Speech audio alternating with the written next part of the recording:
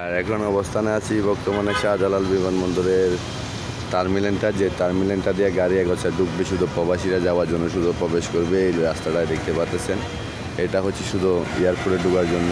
এই রাস্তাটা শুধু এয়ারপোর্টে ঢুকবে, ওই দিক থেকে ঘুরি সুন্দর করে এই আবার এদিকে বাইর হওয়ার রাস্তা হয়েছে, দেখতে পাচ্ছেন। আর সবাই একটু পরিষ্কার দিবেন, শুধু প্রবাসীদেরকে যে হয়রানিটা হচ্ছে সেটা একটু সলভ করার জন্য। মানুষেরা একজন প্রবাসীরা 1000 টাকা দিয়া প্রবাসী পাড়ি জমায়, কিন্তু তাদের একটু পেশাব পায়খানাগুলো করার জন্য তারা সুযোগ সুবিধা পায় না। তাদের জন্য একটু অবশ্যই সবাই ভিডিওটা শেয়ার দেন। আমি চাই বিভিন্ন টিভি যত সাংবাদিক আছে তারা এসে এগুলো একটু ভিডিওগুলো তোলার জন্য। আর ওদিকে দেখতে পাচ্ছেন আন্তর্জাতিক বিমানের নতুন একটা টার্মিনাল তৈরি করতেছে।